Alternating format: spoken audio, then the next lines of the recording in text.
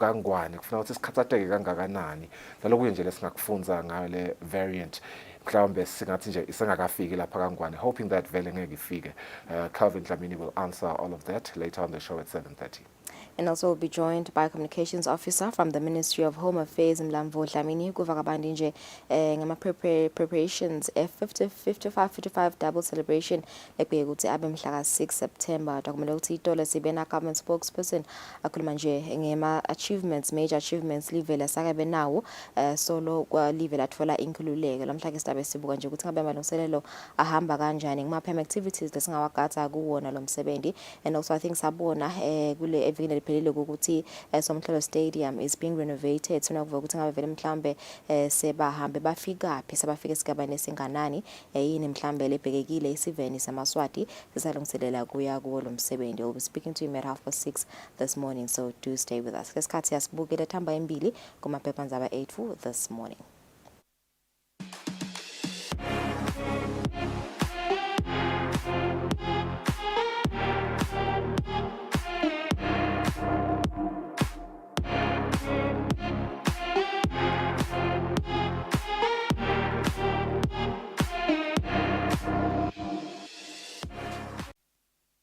Right, so kubuka nge-Times of Eswatini lomhla kungilesine lethamba embili more special voting results nato ke tithombe etemalunga eParliament etivunatete inkhundla bamfula bativotele kuyo i-special voting leyendeke ngalesibili. Letinye thamba embili only unionized civil servants will benefit as government PSUs sign 4% COLA deal.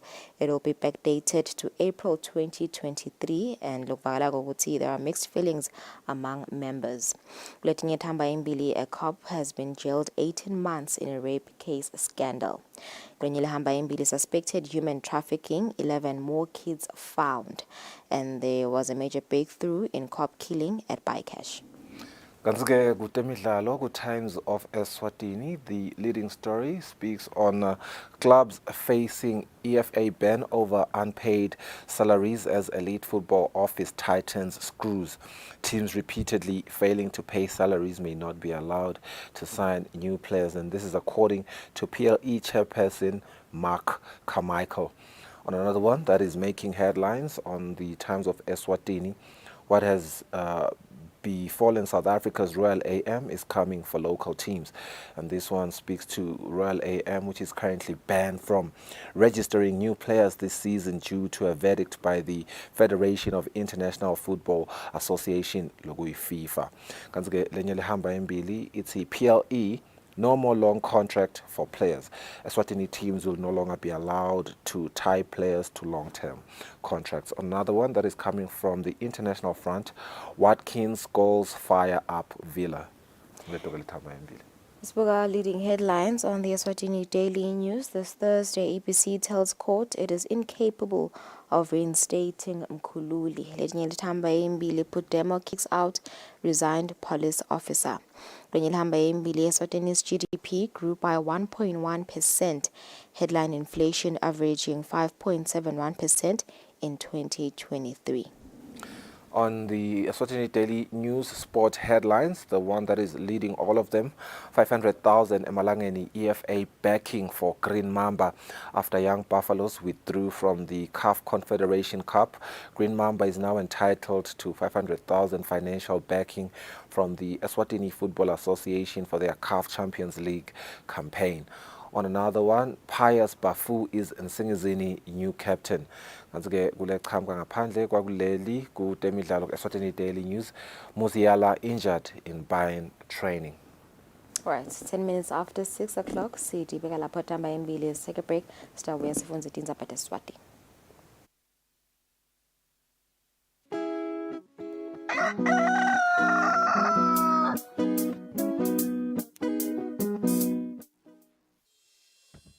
Umsakazo wetithombe iEswatini TV utibophelele kuhlonipha nekulandzela umgomo wetekusakata loweluswe libandla letekuchumana eveni. Ngephansi kwalomgomo sitimisele kusakata tindzaba letiya ngaleso sikhathi tindzaba letide emagama laqosheme letitsembekile letitsinza tonke tinhlangothi naletisebaleni kusukela kutepolitiki tetemphilo, tekulima, tetinkantolo, netemhlaba wonke jikelele. Siniletsela tindzaba njengoba tinjalo ngaleso sikhathi letenteka ngaso. Kanzi kulo msakato siphinde sikulethele lonke luhlobo lwetemidlalo kusuka emidlalweni welibhola letinyawo kuye emidlalweni ledlalelwa ematafuleni kanye naleto letiqhamuka ngaphandle kwakuleli. Leti tindzaba lowutiletselwa ngumsakato wetitfombe iEswatini TV.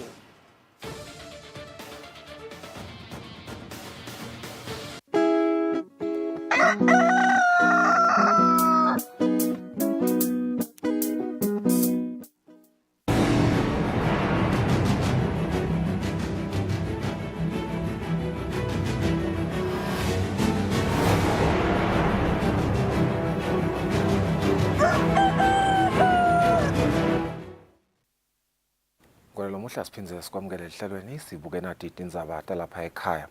Indvuna yelitiko letemfundvo Lady Howard itsi live lidzinga kusukumisa tinhlelo tekutfutfukisa imfundvo lephakeme kute-ke libambe emazinga emhlaba. Indvuna beyikhuluma ngesikhatsi yetfula indlela yekusebenta yeminyaka lemitsatfu yelibandla lelibuke imfundvo lephakeme lapho-ke beyimelelwe khona ngilosabambe kuba ngumabhalane lomkhulu kulelitiko Naniki Mnisi. Kuhambisana nemgomo walo lelibandla lekutfutfukisa temfundo lephakeme kuleli, iEswatini Higher Education Council ishek lisukumise indlela yekusebenta yeminyaka lemitsatfu letawubona kutfutfukisa temfundo lephakeme eveni, kanti lo msebenzi bekuphindze kwetfulwa kabusha kusebenta kwalelibandla noma ke rebranding. Asukumisa lelihlelo ngalokusemtsetfweni indvuna yetiko letemfundvo Lady Howard ngesikhatsi amelwe ngilosabambe kuba ngumabhalane lomkhulu kulelitiko Naniki Mnisi uthi live linetinkinga letinyenti temakhono langahambisana loko lokudzingwa imakethe yemakhono. Our higher education system must keep pace with the changes happening globally. Therefore, we must prepare our graduates for today's jobs and the jobs yet to be created. Our country faces the challenge of skills mismatch. It is sad to see talented individuals struggling to find suitable employment due to a misalignment between their acquired skills and industry requirements. This mismatch hinders individual progress and our nation's economy and growth potential. Umphathi walelibandla Loretta Mkhonta uyaveta ukuthi lo msebenzi umgcwa kanganani kulo lelibandla. It's also to ensure that we contribute directly, to the skills development in the country, to the economic growth of the country in terms of the human capital development. And also to ensure the graduate mobility. Lendlela lelibandla iphindze ithi ngeminyaka lemithatfu lelibandla litabe selithuthukise ngalokulishumi ekhulwini 10% tinhlelo tikhulumisa emakhono laswelakele eveni. Etindzabeni eSwatini TV kubika Samkeliswe Khoza ngasikhumbuzo Dlamini ezulwini. Sebayafika emashumini lasiphohlongo balimi lesebafundziswe ngekulima ngekonga kuleli. Kanti-ke live selisebentise imali lengetulu kwesigidzi 1.6 million emalangeni kuniketa bona emakhaya la inkhulungwane nemakhulu lamabili tintfo tekuthi bacale kulima ngalolu hlobo. Mabhalane lomkhulu wetiko letekulima Sydney Simelana uthi kulima ngekonga kungasita ekucinisekiseni ukuthi live linekudla lokwenele kanye nekonga umhlabathi. Mabhalane lomkhulu wetiko letekulima Sydney Simelane usikulima ngekonga kuleli kwacela eminyakeni lelishumi nakubili lengcile. Simelane bekatsamelwe ngumphathi welihlangosi letekuphenya nekucubungula ngephansi kwalelitiko Thembinkosi Gumetse. Gumetse uchaza ngebuhle bekulima ngekonga. Angikabati ke ukuthi ngingimi itawusita. Uma bese ngayithatha serious. Ayisiyo ke implement kuphela. Nakuguqula letilimo njengoba bashido indlela efuna siyisebenzise leyo sindele ukuthi letinye takhona letibuyisela isako lamhlabathini titawukhona ukuthi tikwende lokho tawunciphisa izidzingo tabomanyolo ngoba nawo babulala lamhlabathini. Umphathi wenkampani yahulumende lethuthukisa abalimi eSwatini Water and Agricultural Development Enterprise iSwati Samson Sithole uthi sibonakala sikhula sibalo sebalimi lesebalima ngekonga. Sihloko lesikhulumela etukwaso ngileso sekufaka imachine imechanization. iSwati ke kusebenta ngeproject yakhe lokungu smallholder market led project. Uyayiphakamisa noma ke uyayipromota indzaba ye-CA noma ke conservation agriculture noma ke kulima ngekonga. njengendlela lengenda ukuthi live likhona ukukhicita kudla lokwenele lokunemsoco. Lithi inhlangothi betingenele lo mhlangano sikole hatibonisa imishini yokulima ngekonga lokufaka ekhathi amaplantela kanye nemishini yokujova etindzabeni kubika Fortune Dlangamandla mina simuva shonge sisezulwini. Iphalamende yakuleli seyisukumisela uhlelo lwekubutsa tibi emagcinselweni ayo kulungiselela umkhosi lapho khona ingonyama yelive itawube igubha iminyaka lengama-55 yatalwa kanye-ke neminyaka lengama-55 live latfola inkhululeko. Mabhalane wephalamende Benedict Xaba sewunike eMaswati insaya kutsi yente esiciniseko ukuthi tonke tindzawo labahlala kuto tihlobile. Kanti-ke Xaba kusho lokhu kalobamba ngalesitsatfu. Enyangeni letako live laseswatini litawubamba umcimbi lomkhulu njengoba ingwenyama ihlanganisa iminyaka lengama-55 yatalwa kani nelive nalo litawube lihlanganisa iminyaka lengama-55 lakhululeka. Ngako tisebenti tephalamende eSwatini seticale umsebenzi wekwenta siciniseko ukuthi indzawo yakalobamba iba nguleyo lehlobile kusalungiselelwa lomkhosi. Mabhalane wephalamende Benedict Xaba uthi kungumsebenzi walolonke eliswati ukuthi ligcine live lihlobile ikakhulukati nakuta imikhosi lenjengalena. Lonke eliswati kuze kufike lo msebenzi omkhulu welive aliphume lithathe nje tibi mawuphuma nje eceni kwelikhala kakho ubuke kuthi kude entibe khona uthathe nje imizuzu lengu-55 emva kwaloko kutawuhloba. Uma singenta njalo sonke angibekise nje la phalamende sinabo makhelwane King Sobhuza Memorial sibe nabo ma-archives. Uma nabo batasijoyina kusasa uthole ukuthi benta kanje the whole place around the Somhlolo National Stadium itabe ihlobile.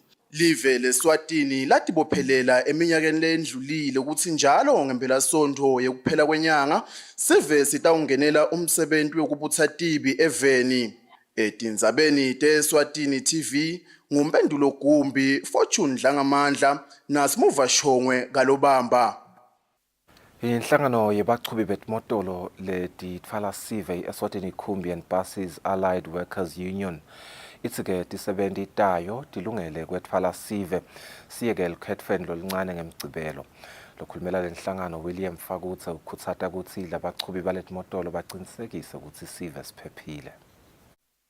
Inhlangano ye-Akapawu thina lesikhutsatako sikhatsata ukuthi bantu baphephe because kuphepha kwebantu kusho ukuthi kuphila kwale live lethu because kubhlungu because at the same time uthi mawushayela ushayela ishe bantu but la ikhathi kunalo wakho umphefumulo so siyayeke sithi asiphepheni sonke siyaye sikushumayele lokho emalungeni ethu ngemgcibelo nasiya elikhethweni sibhekeke ukuthi tonke tincola tilayishe bantu sibhekeke ukuthi futhi tonke tincola tikhone kulayisha abantu babe bafike baphephile no overloads lesiyaye sikhute onke malanga. Lobuke kusebenta kwetincola letethwala sive station semabhasi eMbabane Themba Dlamini uthi bayakhulumisana nebachubi baletincola kule steshi ngebumgcoka balelanga lelukhetho. Ukhetho lokulutenga umgcibelo silungele kakhulu futhi siyethembisa ngisithi imoto tabe khona ngendlela lefanele nebantu abaphuma ngetingane baye wakha uhulumende wabo. Sibese sikhulumisana nabo labachubi baletincola kuva ukuthi bona balungele kangakanani njengoba ngibo labatawube basemigwaqweni. Noma kanjani ngekubambisa live vele ukuthi tuyosakha kwethu. Konke amaswati la elikhethweni sitawalayisha. Vele nje kulayisha abantu yami misele futhi nalo kulayisha abantu abokugcibela. Nathi nje kwamanje sinzibone lokho sibalayishe ngalomgcibelo. Imoto tikhona letikhethiwe vele tabe tisebenza dona lola lelikhetho. Ukhetho lolincane lumhla ka26 kulesetulu. Eminyakeni lophelile libandla letincola letethwala sive livetile ukuthi letimotolo kuleli tilinganiselwa ngetulu kwa-6,000 kanti bantfu labasebenta kuto balinganiselwa ngetulu kwa-15,000. Etindzabeni teSwatini TV kubika Nelson Dlangamandla nginavuma inkosi indzini eMbabane. Livela seswatini litawuba ingcenye yesigaba sesibili seluhlelo lolusha lelatiwa ngele Business Ready lwekuvivinya bulukhuni nekuba melula kwemigomo ekucala nekuchuba ibhizinisi kumave emhlaba lelichutshwa ke libhange lemhlaba iWorld Bank. Umcondzisi welibandla lelibuke kutfutfukisa kusebenta kwebhizinisi Albert Chibi uthi lolu hlelo litawuba lusito lolukhulu evene tindzabeni tekutfutfukisa tebhizinisi. Kulandzela ukuthi libhange lemhlaba iWorld Bank limise kusebenta kwelihlelo lelibuke kucala nekuchuba ibhizinisi kumave emhlaba i-Ease of Doing Business ngeminyaka wa-2021 ngenyanga yenyoni. Leli bhange lonyaka seletfulelele emave emhlaba lolusha lihlelo lelatiwa ngele Business Ready lokuvivinya bulukhuni nekuba melula kwemigomo yekucala nekuchuba ibhizinisi kulamave lahlukene. Sigaba sekucala salolu hlelo ke iWorld Bank isichube kumave langamashumi-60. Umcondzisi welibandla lelibuke kutfutfukisa tebhizinisi etiko letemabhizinisi i-Investor Roadmap Unit Albert Chibi uthi live laseswatini lona litawuba ingcenye yesigaba sesibili salolu hlelo le-Business Ready. Kumanje nje sisenda lamalungiselelo nelibandla laka World Bank lokusho ukuthi mhlawumbe kuleti inyanga letitako sidabe sisicala kwenta ema workshops ekutheneni nathi silolonge bonke laba labaphathekako ekutheneni silungele ukuthi ngalesikhathi sekucala lokugcwalisa ama questionnaires onke emaswati lasebhizinisini kube ngulawo lalungele ukuthi agcwalise kahle athumele kweWorld Bank kuze live likhone kuvivinyeke ngalokuphelele futhi ngalokungiko. Umbiko wekucala wehlelo le-Business Ready lapho bekuvivinywa khona emave langamashumi-60 ngetebhizinisi iWorld Bank utawukhipha ngenyanga yamabasa kulomnyaka lotako. Etindzabeni Eswatini TV kubika Samkeliswe Khoza ngasikhumbuzo Dlamini eMbabane. Libandla letekuvakasha i-Eswatini Tourism Authority lithi luhlelo lekuvakashela tindzawo letisemadolobheni losukunyiswe eminyakeni lophelile luhloseke kusitane ukuthi bafundzi bafundze kabanti ngalolu hlangothi khona ke batewukhona kutakhela ematfuba emisebenti uma sebacedzile etikolweni. Lokho kuvetwe nguChunki Mdluli loseluhlangothini lwetekumaketha kuleli bandla uma achaza ngalolu hlelo njengoba ke kuvalwe etikolwa. Bilibandla letekuvakasha umfana akafunze ngelive lakhe asesemncane ngoba sesiyabona ukuthi ukhanza ukuthi esikhatsini lesiningi kukhona laba interested kufunza tindzaba tekuvakasha uthole ukuthi nasebacedzile kude imisebenzi so sekuthatha ukuthi uma ngabe utawati live lakho usemncane utawuthi nawukhula kumbe ube nenshisekelo ukuthi ungakhona kulithengisa so ungaqala ibhizinisi yakho ube yi-tour guide noma ube yi-tour operator kusho ukuthi wena emadolobha lowatiko semaningi so utakhanza ukuthi so yi-tour guide noma yi-tour operator upackage wona lamadolobha netindzawo tekugcebeleka eSwatini ngekwenta kanjalo so uyakhona ukudiphilisa. Sihluhlumelisa nje ukuthi ema-tour operator nema-tour guides akhiwe la ngekhathi eSwatini kungabi ukuthi nelisocedzela isikole soyanzinza kepha lento ihlume naye asesemncane ukuthi no nami ngiyayenda ibhizinisi yetekuvakasha. Libandla letelkhetfwa nemingcele i-Elections and Boundaries Commission lithi libukati indlela tekuthi lungamikiswa kanjani likhetfwa lolukhetsekile kuletinye tifundza takuleli kuteke sive lesingakhoni kuvota kuletikhungo takamanzini naso sikhone kuvota kuletinye tindzawo. Umchumanisi kuleli bandla Mbonisi Bhembe uvete lokhu ngesikhathi yachaza kabanti kwekuthi lolukhetfo lwangalesibili luhambe kanjani. Lolu khetfo lolukhethekile belwenteka etindzaweni letintsatfu esifundzeni sakamanzini lokuyi-Divine Healing Ministries, St. Michael's High School kanye nasemanzini Central High School. Sive sibe nekukhala kwekuthi sisuka etindzaweni letikhashane kuletinye tifundza kanti betincola letetfala sive bona bathi abalitholi kahle litfuba lekuvota nakulo lolukhetfo. Siyabuka lokuthi ungabe ngitiphi indlela lesingenda ngato ukuthi lokuvota lokukhetsekile kungabi indzawo yinye kepha kube ngetifundza emalayini lamakhulu ekseni bekendiwe ngilokuthi emaswati ungathi afike kanye kwase siyabambisana ngekuconza lokuthi kufanele sinikane lamathuba ekuvota njengaloku onke lamaswati bekanalo lilungelo lokuthi ayovota.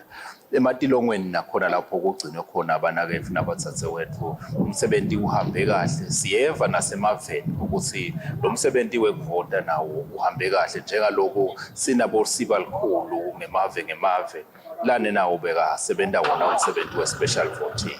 Umxhumanisi we-Elections and Boundaries Commission uphinze wachaza ngekuvota elikhethweni lolincane ngemigcibelo. Siyethembisa ukuthi ngaleli langa lamhla ka26 emalayini ngeke abe makhulu njengalokhu besiwabona akhona khona lela besivotela khona, ikakhulu ngoba libandla lente lokungenani titeshi kuthi tibe ngetulu kwa700 kwendela ukuthi nembala tawuheleza emalayini. Libandla lithi lisalungisa umbiko lophelele ngemiphumela kanye netinombolo talabo labavotile kulolikhetho.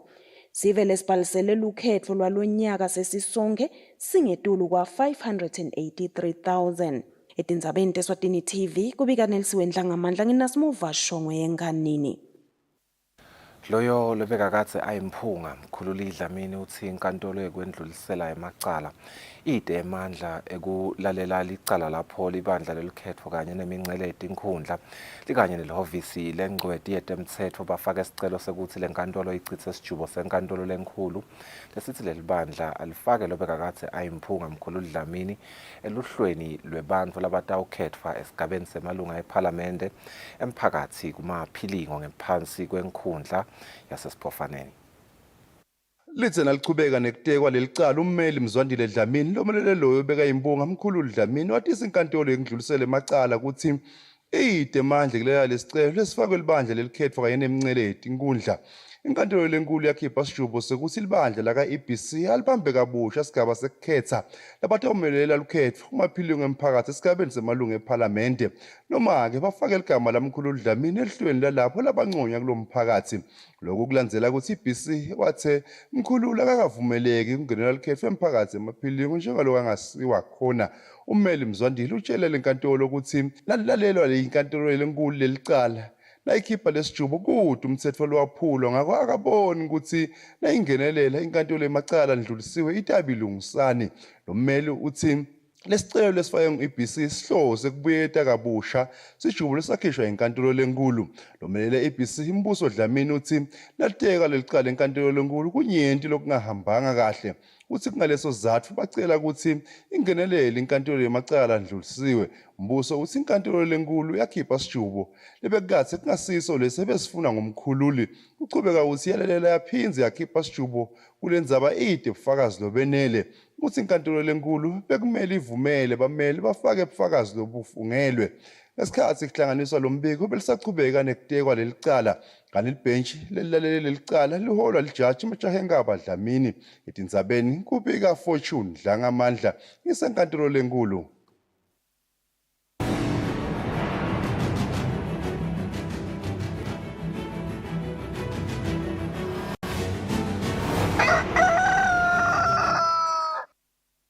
Kutemidlalo luhlelo lwekuvotela emacembu aka-Premier League kanye nalawo aka-National First Division ngaphansi kwendzebe yemomo yalonyaka liyachubeka.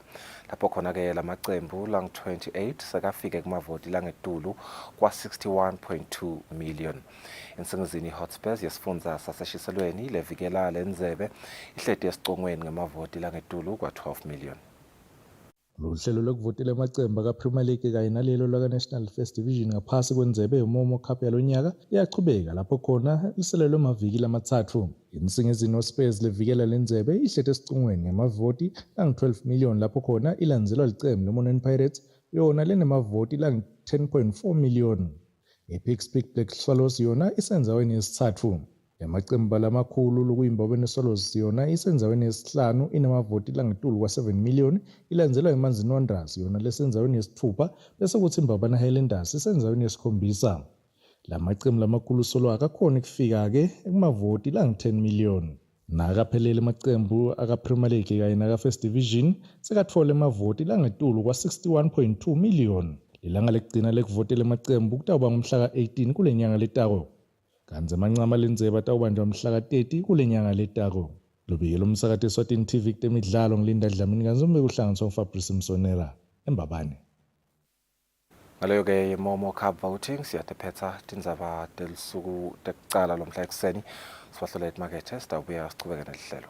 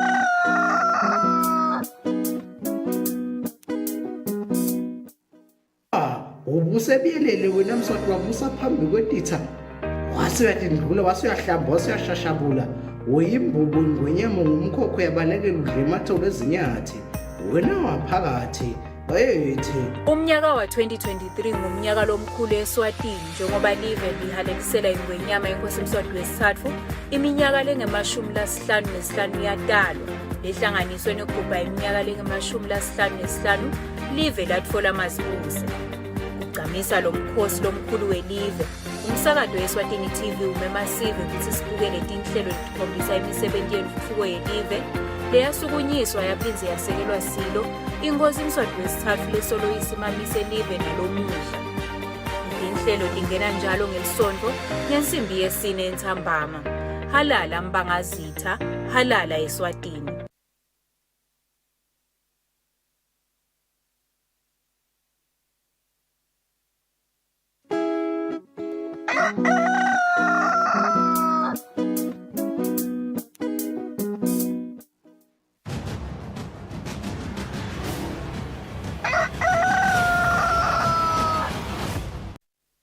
Isimze sinemukele sakuvusela nawe lo sanza kuzivulela abezivedile ukuthi sithabe sikhulumisana na communications officer walo litiko letasekhaya njengoba kungilo litiko lelibuke kulo emalungiselelo emsebenzi lomkhulu lapha eveni 55 celebration etawubanja mhla ka6 September lapha kaSomhlolo National Stadium. Sizive sinaye lapha Mlandvo Dlamini kuva nje ukuthi ngabe emalungiselelo ahamba kanjani njengoba sakhumbulene ukuthi stadium sakaSomhlolo siya renovate sifuna ukutfola nokuthi renovation sekafika esigabeni lesinganani nekuva nje bumcoka balomsebenzi nokuthi indebhekekile eziveni zemaswati nema activities latabe endeka ngalo leli langa. Nkosi yasekuvusela siyabonga ukuthi ube nathi nomhla ekseni imitolo besina government spokesperson lapha ehlelweni sikhuluma nje ngemisebenzi live seliyendile ama major achievements leseliyendile nje after ukuthi live litfole inkhululeko. Kepha namhla sifuna nje ukuva nje kuwe malungiselelo emsebenzi sathi ukuthi ngumsebenzi omkhulu lona eveni mhlambe kuva nje ukuthi ngabe vele mhlambe nasethi ngumsebenzi obalekile obaleka kanganani nje esiveni semaswati. Awu asibonga Thombeni asivusele kuwe Thombeni sivusele nakuye umlaleli ekhaya silitiko letasekhaya kuyasithokodisa ukuthi sisemukeleke ehlelweni lakho lapho khona sitawatisa sive ngawo umkhosi lomkhulu lodako we double celebration.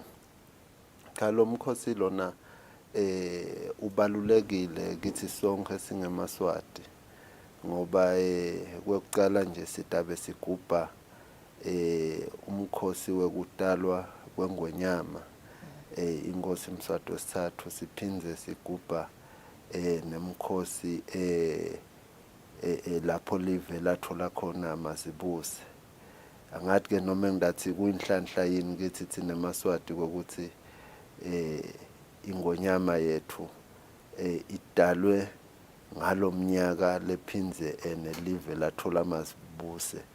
Akusimvama ke lokho ucondzana kwetintho lapho khona uvele ukuthi ivelele ukuthi uNkulunkulu ukhona eveni lakangwane nakakhona uNkulunkulu ubona ngale tigameko bese tiyendeka kusi awu nembala tintho kubungathi yilakhi kanti vele tikhomba bona ukuthi live lifanele kuphila libhekelene. Lo msebenzi ke wekugubha mazibuse mukhulu kakhulu na ubuka ukuthi sichamuka phi emuva lapho sichamuka khona silive lapho nengonyama leyayikhona leyasilandzela live ngayo impenseni emangisini kwakungasi umsebenzi lewawulula kokuthi ungathola mazibuse ingadi ingachitheke kepha kulela kangwane kwahlalwa phasi kwakhulunyiswana laze live lefika lapho likhululeka khona ngayo lo 68. Yeah. Ngifuna mhlawumbe nje usibisele emuva Nkosi siyathi lokuthi vele sihlale seyigubha vele lemisebenzi lena lebalekile sayenda i4040 saphinza sayenda ne5050 5 years ago nga2018 kusikhumbuta nje mhlawumbe ama highlights nje kuloko lokwendeka emcimbini wa5050 lokubalekile nje. Awu Thombeni nangalandze emuva singahamba licile litse kuhle sibuke kuthi yini letabe yendeka lamuhla le different kunaleyo lebe yendeka idolo kuningi lesikubhekile ukhumbule ukuthi live la kaNgwane libe li rich ngeculture nale rich ngeculture bonke abantu nabefika laveni labafisa ukubona kakhulu bafusa ukubona ukuthi eMaswati aphila njani eMaswati yini lokwahlanganisako lonyaka ke kuphindze kufane nakhona ku5050 lapho khona sasi sagubha lomkhosi saphindze sawuhlanganisa nemhlanga le nanawo umhlanga uthola ukuthi uattractor abantu labaningi na uattractor abantu labaningi nemabhizinisi ayaphila baningi labaphilako kuleyo ndlela naye ke mazibuse uma ngabe lelive limgubha ngalendlela letabe limgubha ngayo kuningi lokutabe kwendeka lokufaka ekhathi yona iculture tibhaca umiso kuningi nje impela Thombeni live lelitabe likwenda ngalelisuku leli kepha ke lokukhulu kunako konke ngiko kuthi sive ngoba lo msebenzi awusiwo welitiko letasekhaya welive lonke kungako kufuna ukuthi sive nembala sibe khona sitibonele sitijabulele semukele nalaba bekuhamba la batabe bakhona ephakathi kwethu. Yeah, usakhuluma ngayo nje iculture Nkosi ingabe vele mhlambe kubaleka kanani kucwanga kanani ukuthi vele singeMaswati si embrace iculture yethu si honorishe ngalendlela lesi honorisha ngayo. Thombeni iculture identity yethu singeMaswati nawuhamba ngaphandle labafuna ukubona thina nje uthola ukuthi isikhathi lesiningi nekwembatha sitifakile emabheshu nawuhamba uvela ubonakala ukuthi nembala leSwati leli futhi ke iculture yethu singeMaswati incike kakhulu enhlonipheni le eMaswati ateka ngayo na uchamuka nje etiveni noma ungathi ukhuluma singisi uvala abanye sebabuta ukuthi awuchamuki neSwatini lokusho ukuthi umcoka kakhulu iculture kithi thina singeMaswati ngoba ikhombisa bungithi bethu impilo yethu lesiphilako singeMaswati. Yeah, sibabonile Nkosi I think noma bekulisonfo yini ni kusendiwa nje malungiselelo sibabonile besibhaca belithanga ngoba practice khona kaSomhlolo Stadium saphinze sabona nema renovations ukuthi kuyalungiswa lapha nalapha ingabe vele mhlawumbe umsebenzi bekulungisa sona stadium so uhambe kanganani Nkosi? Thombeni singaqala ngaloku lokushilo kwetibhaca kungasiko nakodwa bakhona labanye labatabe bakhangisa ngabokarati kulinganisa nawulothola ukuthi kuyendeka kulamanye amave miningi lemidlalo letabe ikhona sive sitawu tibukela senele umsebenzi ke lo njengalona awusiyelula kulungiselela awusiyolula nako ukuthi uhlanganise labantu bagcine bende lokho lokufanele lo msebenzi ke we55 uhlanganise live lonke akusiko nje ukuthi ngoba wenteka kahoho nangakubekise kanje uthola ukuthi leminye imicimbi nayendeka yenteka kuthi lona ke wakahoho kutabe kusebenta labakahoho lona uhlanganise live lonke etulu kaho eshiselweni Lubombo kwakhe ke lama groups nalabantwana besikolo lothola ukuthi labanye baphakamise ama placards lapha labanye bende majority akusiso nje sikolo sinye tikolwa diningi letiqhamuka khona kulonke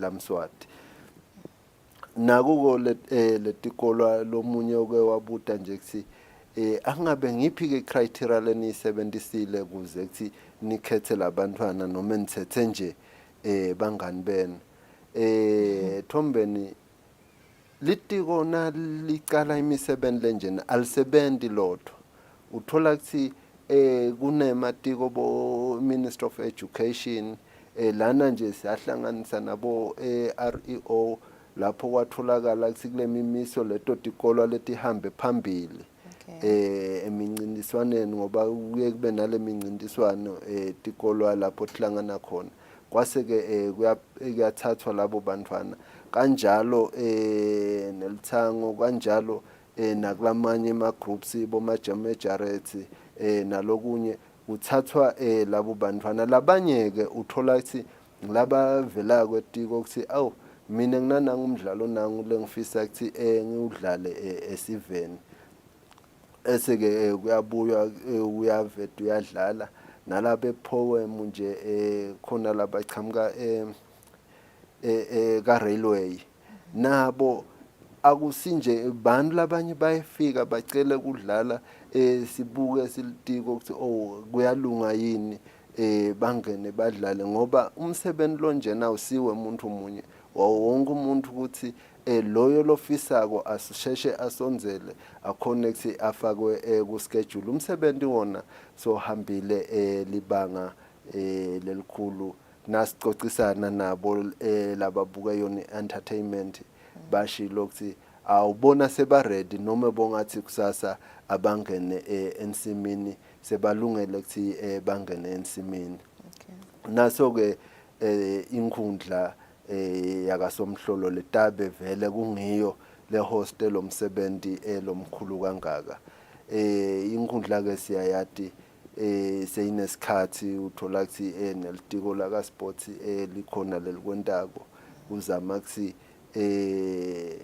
nebebhola baconnect babuye badlale kangwane kepha ke thina sikabukule lo hlangothi thina sibukele nje nangumsebenzi lodako lokhona kuthi nembala usebendeke nakhona ke sekuyathembisa Thombeni ukuthi akusimala ngamangakhi batabe basibikela kuthi sebalungele kuthi umsebenzi ungacala wendeke kepha nje ngalokubona kuthi emalungiselelo siwendela khona kusho kona ukuthi lokuningi sekuphelile lese kusele nje sengiko ukuthi kwentiwe lawo ma-touch-ups kuze kuthi kukhona kube kuhle nekuhlobisa ke labanye sebaqalile kubona ukuthi emadolobheni sekuyaqala kuba khona imihlobiso leshoko ukuthi kunemsebenzi lomkhulu even silitiko ke umsebenzi na unjena Thombeni awusiye umsebenzi wahulumende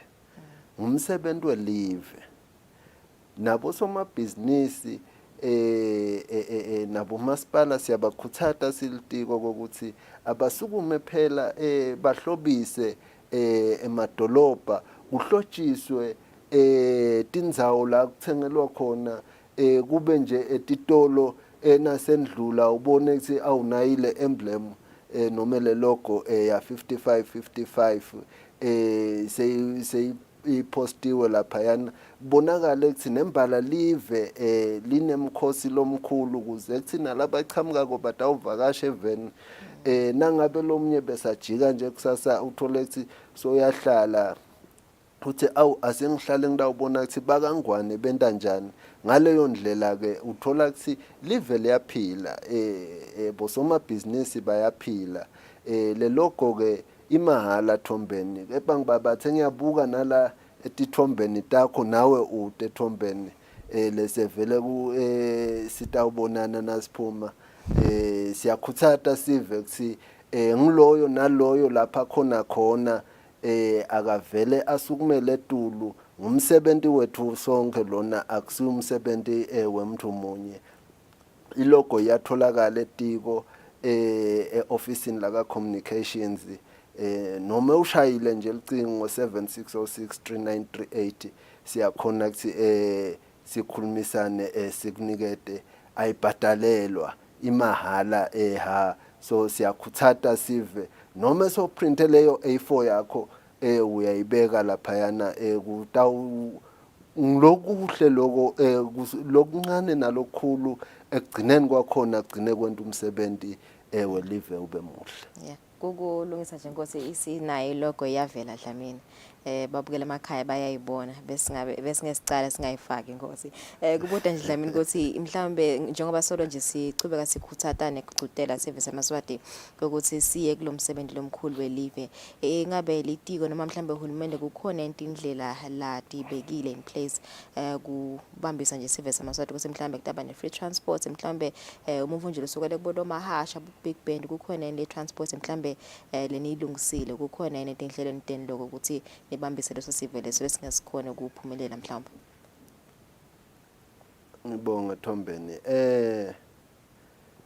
lokuningi Thombeni njengaloku umsebenzi sosonzela induna umntana ngosilindiwe utawuvele akumemetele miningi lemisebenzi letawendeka lingefiki lelanga lelikhulu.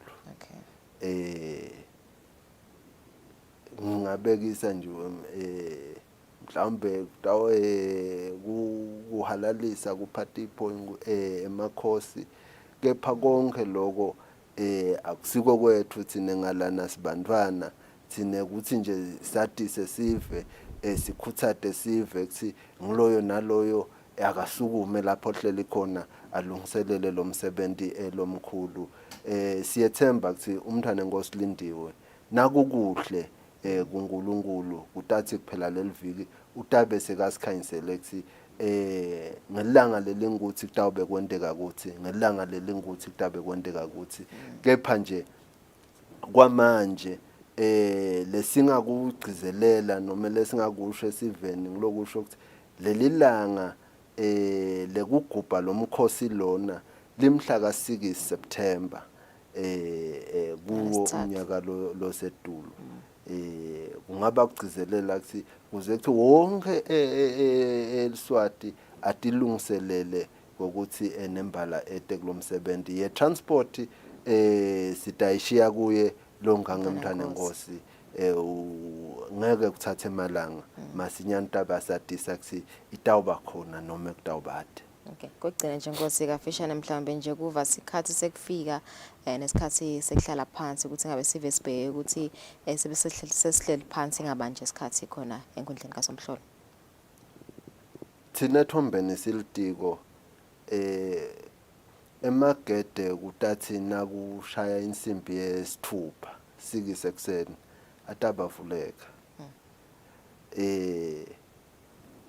Umsebenzi ubhekekile ukuthi nakushaya maybe insimbi yemfica bonayini ubucala usebenza uqala lokusho ukuthi sive kubhekekile ukuthi kushabo 8:30 sibe sesihleli phasi sesilungelele kucala wona umsebenzi noma sesilungelele kufika kwawo amakhosi kungafika ke emakhosi sekusho kona kuqala kwemsebenzi kepha ke akusho ukuthi sisalinze wona emakhosi kutabe kude sivele sidilibatisa ngako kutabe khona lesikulungisile ukuthi sive sidilibatise emehlo adle kudla kwawo ngoba ngumsebenzi lomkhulu lona lekufuna ukuthi nawe nawutibonela ngoba kungumlando lo kuThombeni nasicocela abantwana ukuthi mina nga 2003 ngangikhona estadium kwendeka ukuthi nekwekuthi tinto thine nje sivame ukucoca ukuthi kwakukhona naba bebagicike emlilweni becima imililo ngebirthday kwakungumlando loyo kithi leso sikhathi lena manje kusehlele tinhloko nasicocela lele sibatele bantwana nabo bayamangala ukuthi kwakwaba khona into lenjena tidududu tecimililo lokwana sacala ukubona kubhedey kungako ke nesive siyasikhuthaza ukuthi asisheshe sifike sitawutibonela lena ngayizivele yemgidi lotawubukhona event. Ngiyavakala Nkosi kakhulu ukuba nasi umhla ekseni mbuyelisa ukuthi vele ukuthi lilanga ngomhla ka6 September khona enkundleni yesive kaSomhlolo lapho khona kutabe kubanjwe umsebenzi omkhulu welive i55 double celebration njengoba savetele umlangeni ukuthi sive kubhekekile ukuthi sibe sesihleli phansi nakugabanca insimbi yesiphohlongo ekseni njengoba umsebenzi kubhekekile ukuthi uqale kusukela nga9 kuya ngo10 ekseni nasewafikile emakhosi asibahlete emakethe nasibuya sitabuka traffic update na Ntombenhle.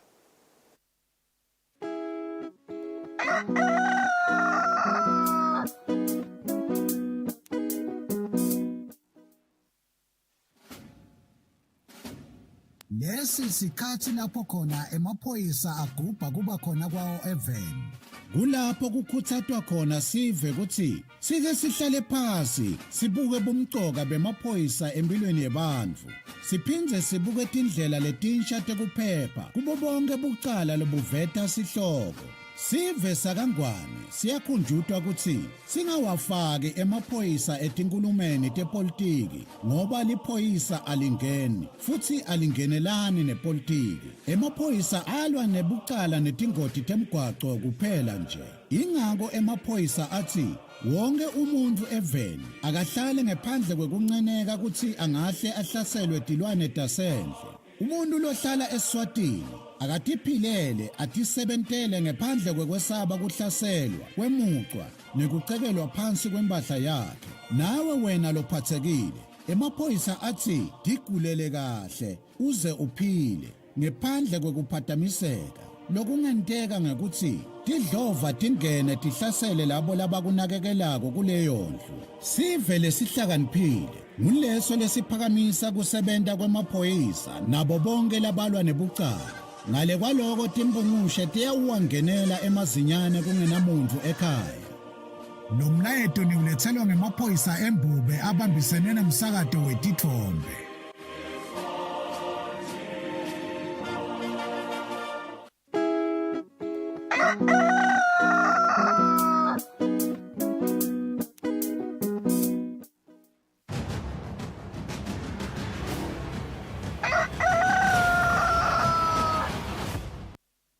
Asibenzele simukele sitabuka semo semgwaco na Constable Ntombenhle lomhla ekseni asevusele Mtolo ingabe ekhambeka kanjani emgwacweni lomhla.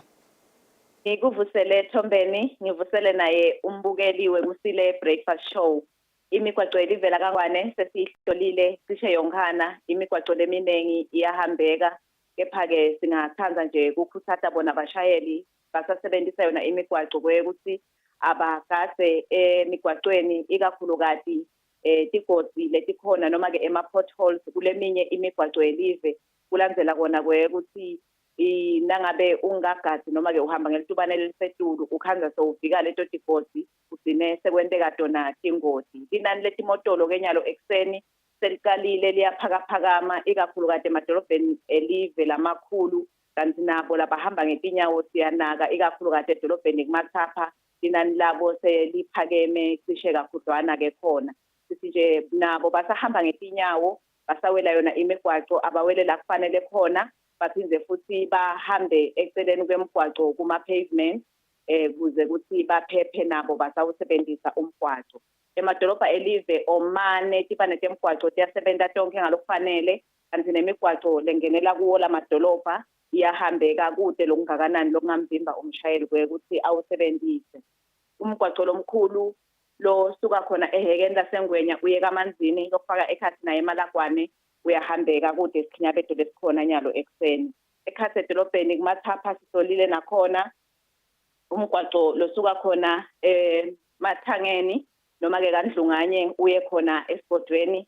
Lo mgwaco loyo nje lapha emkhasisini wakaHlobile nakhona eSibhodweni itolo ngetithuba tasemini sisebenzise emgwaco noma ke sisebenzile betigubhile khona lapho tiweta wona emaphayithi emgwacweni ukubhile lo mgwaqo tase tiyaphindze setiyawumbonya naso umbonyeka ke awukabe usabuyela ngendlela lebe yisolo ungiyo lebe kwenta kwe-City Motors Road ihambe kahle nyalo ke sowune kushona phasi na ufika nje la kugujwe khona lesi kuthatha bona abashayeli basawusebenzisa nyalo ekseni kwekuthi abente esiqiniseko kwekuthi bayalehlisa litubane ikakhulukazi emkhathisini wakahlobile nasesibhodweni kuze kuthi bakugwemeke kwenteka kwadoti ingoti lokwenteka ke lapho ukhanza lomunye sekabonile lokuthi kabe dole sikhona abhilike kanti lomunye utitshela kwekuthi solo kusahanjwa nje asinakeni lapho sisawusebenzisa umgwaqo lubombo luhloliwe nawo lo umgwaqo losuka khona kalonhlupheko uye khona esimunye lapha ehlane kuneloli lapho lefele khona ekhathi emgwaqweni ivimbe umvila lobheka khona esimunye timpawu ke tibekiwe ucaphelisa bona abashayeli basawusebenzisa lo mgwaqo nje abanake kakhulu nyalo ekseni ngale kaloko Thombeni naye umbukeli imigwaqo elivela kangwane iyahambeka ngaphandle nje walesi lesesishito isikabedo kungaba kufisela yena umbukeli lusuku loluhle naloluphephile basetawusebenzisa yona imigwaqo elivela kangwane. Swakhulu Constable kusiniketa leyo mbiko lomhla ekseni ngo 3 minutes before 7 sitabahlola emakethe sibuye netindzaba tesingisi.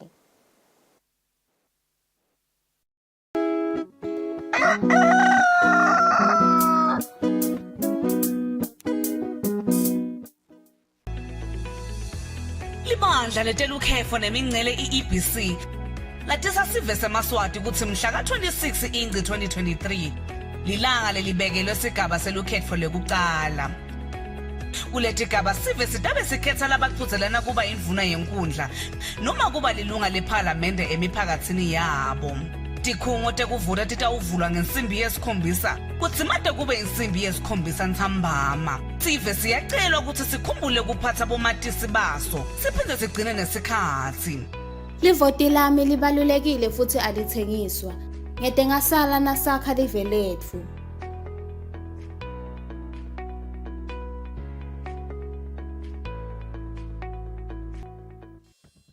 We at Eswatini Television Authority are committed to observing the Eswatini Communication Commission's Broadcasting Code of Conduct. Under the code, we are committed to broadcast news that is current, free from hate speech, accurate, balanced, and fair. From politics to business, health, agriculture, courts, and global news, we bring you the latest updates as they happen, when they happen. We cover all the sporting codes from the football pitch to the chessboards. This is Eswatini TV News.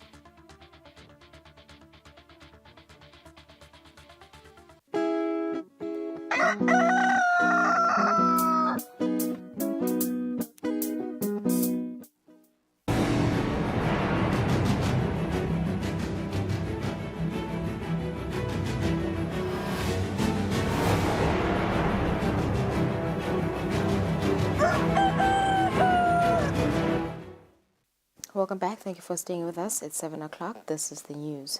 The Minister of Education, Lady Howard, says the country has a challenge of skills mismatch which hinders economic development. The minister was speaking during the launch of ESHAC's strategic plan, where she was represented by the acting principal secretary, Naniki Mnisi. In the last financial year, ESHAC started to develop its strategic plan for 2023 to 2026 with the broad intention of quality of higher education in the country, which was also a rebranding event for ESHAC.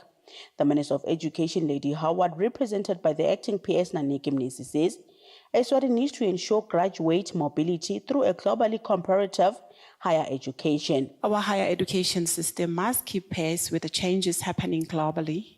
Therefore, we must prepare our graduates for today's jobs and the jobs yet to be created. Our country faces the challenge of skills mismatch. It is sad to see talented individuals struggling to find suitable employment due to a misalignment between their acquired skills and industry requirements. This mismatch hinders individual progress and our nation's economy and growth potential. Ishak CEO Loretta Mkonda highlighted the importance of this project to the council. It's also to ensure that we contribute directly, to the skills development in the country, to the economic growth of the country in terms of the human capital development, and also to ensure the graduate mobility. The strategic plan also says in 3 years, Ishak will increase accredited programs that address scarce skills in the country by 10%. Reporting for Eswatini TV News, I'm Samkal Suekoza with Zikumbuzo Dlamini, Ezulwini. There are estimated to be 80 farmers doing conservation agriculture, while Eswatini has spent 1.6 million malangeni on 1,200 households that benefited in the form of startup packages. The Ministry of Agriculture Principal Secretary Sydney Simelane says conservation agriculture can assist the country in achieving stable food security and preserving the soil. Minister of Agriculture Principal Secretary Sydney Simelane says conservation agriculture was introduced 20 years ago in the country. Simelane is represented by Malkens Research Center Director Tembinkosi Gumetse. Gumetse elaborates on the importance of conservation agriculture. Response, including improved yields and restoration of degraded lands. The project was then upscaled to the rest of the country through collaboration and support of development partners, especially the Food and Agriculture Organization of the United Nations. Conservation agriculture allows for the gradual increase in yields and also enable the preservation of ecosystems, especially soil, so that even future generations can benefit. Eswatini Water and Agricultural Development Enterprise Eswat Chief Executive Officer Samson Sitole says there is an increase in the number of farmers doing conservation agriculture in the country. Today's workshop is looking at how can we scale it up now to mechanized agriculture, because with hands you can only do a very small area. And we already have equipments, tractor drone equipments that can do a large area at a very low cost, as there is very few passes of the tractor in the field under this method of production. The stakeholders that were part of the workshop were also shown conservation agriculture farming implements like seeders and plows, among others. For Eswatini TV News, Fortune Dlangamandla with Smooth Vashonga Ezulwini. Eswatini Parliament has started a clean-up campaign aiming to keep Lobamba and surrounding areas hygienic in preparation for the 55-55 double celebration. Clerk to Parliament Benedict Xaba is urging Maswati to ensure that residential places are litter-free. He said this on Wednesday during the clean-up campaign in Lobamba. Eswatini is anticipated to rejoice the 55-55 double celebration next month. On this special day, the country will be celebrating His Majesty's 55th birthday and 55th Independence Day. As a result, Eswatini Parliament staff started a clean-up campaign to ensure tidiness in Lobamba and surroundings in preparation for the Red Litter Day. Clerk to Parliament Benedict Xaba says litter is a national issue, hence he encouraged all Emaswati to participate in keeping the country tidy. We want to challenge every organization, every company to join us as Parliament to keep our country very clean. So, for example, I'm challenging Eswatini Water Services next to me, the station commander of Lobamba, fire emergency, that they must also sacrifice and take 5 minutes and clean the areas around them. Not only them, the whole country, every family, every father of the family, you are a mother of the family, lead the family and take any plastic bag or any paper around the home. Then we are going to keep this country safe. In the recent years, Eswatini declared every last Saturday of a month as a National Clean-Up Campaign Day. For Eswatini TV, I'm Pendulo Gumbi with Fortunate Ndlangamandla and Smooth Vashonga at Lobamba. The Eswatini Kumbi and Buses Allied Workers Union says they are ready to take Emaswati to the different voting stations around the country for the primary elections this coming Saturday. The communications officer William Fagute says they will prioritize safety for their passengers.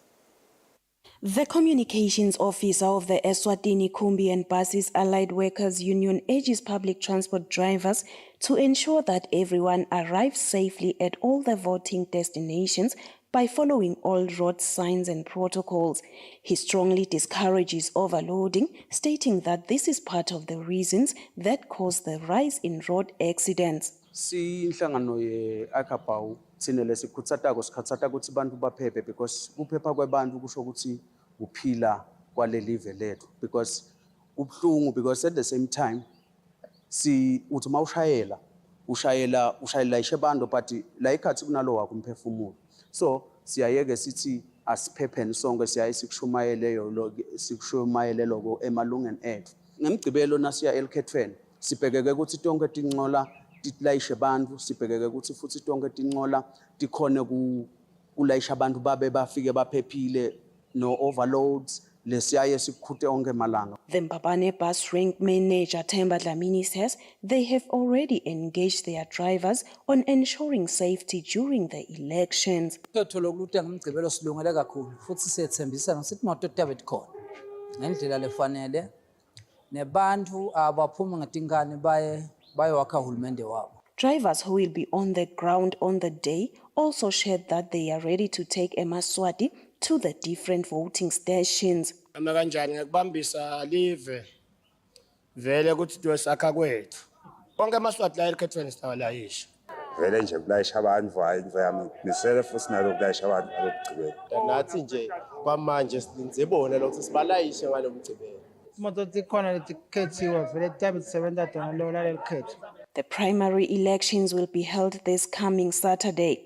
According to the Transport Association, there are over 6,000 public transport vehicles in the country with about 15,000 workers.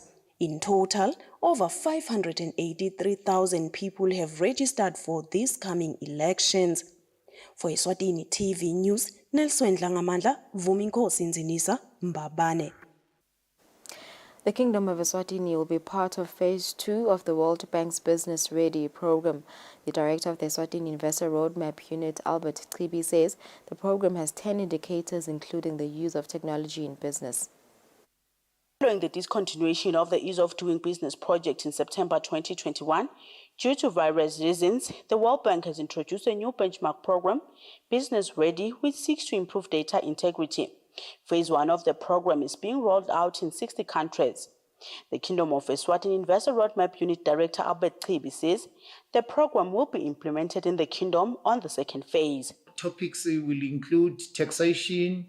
They will also look at international trade, market services, and insolvency.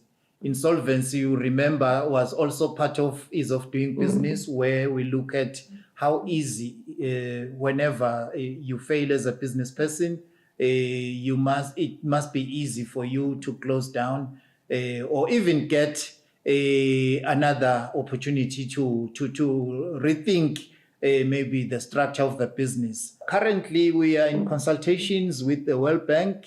We have already been to the local office and we are due to meet virtually experts from Washington, where later on we will then announce workshops that should assist all service providers in terms of getting them to be ready for the rollout of the program in January 2024. The World Bank will be publishing the first report of the Business Ready program in April 2024. Reporting for Eswatini TV News, I'm Samkal Siwekoza with Sikumbuzo Dlamini, Babane.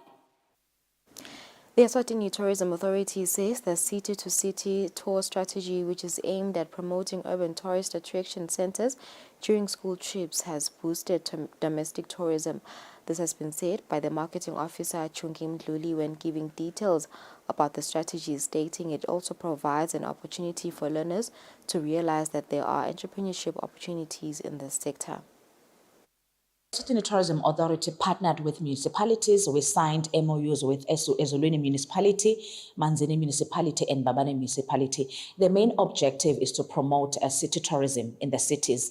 So we have seen so many schools traveling in big buses, but we have seen an upsurge of the schools visiting tourism attraction places such as Sibebe Resort, the museum, the King Sopoza Park, and also Mlilwane Wildlife Sanctuary, and also an extension of the airport because the students want to learn more about our airport and also visiting nature reserves and game reserves. So we are so excited about this partnership because the city-to-city domestic tourism city strategy stipulates that we are encouraging Maswati from as young as early from primary school to learn about tourism because it's part of the curriculum. And then also if they're interested, they can also be tour guides in the future or tour operators, which in turn was saying, don't wait to be hired by somebody. You can start your business in the Eswatini tourism sector. We're also excited to see schools. We just want to say thank you to the Principals Association of Eswatini for allowing the students to visit Eswatini because we are discouraging schools to go outside the country because there is more to see inside the country. And also visiting and knowing the history of the cities. Babane has a vast history and museum. Also, the city to city in Manzini has also a lot of history. Also, all the cities in Eswatini, they have a history. So I'm saying to the schools, they must come and visit such places. The Elections and Boundaries Commission says they are looking for more ways to make special voting more accommodative to those sectors who are still unable to vote despite this opportunity.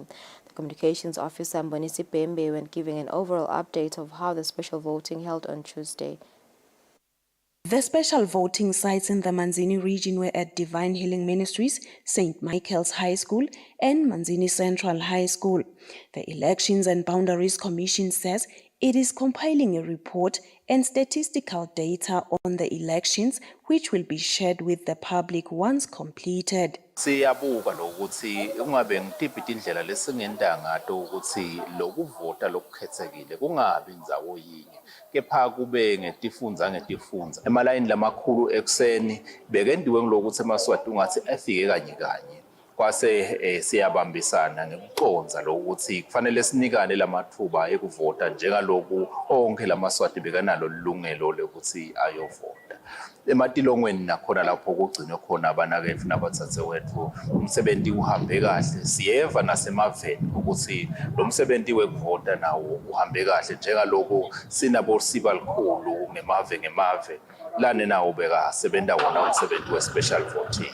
The communications officer further said they are hoping for smooth elections this coming Saturday as there are over 700 polling stations. Siyethembisa ukuthi ngaleli langa lamhla ka26 emalayini ngeke abe makhulu njengaloku besiwabona akhona khona lela besivotela khona ikakhulu ngoba libandla lente lokungenani titeshi kuthi tibe ngetulu kwa700 kwendela ukuthi nembala tawuheleza emalayini. The Elections and Boundaries Commission says the number of people who voted and overall results will be shared soon.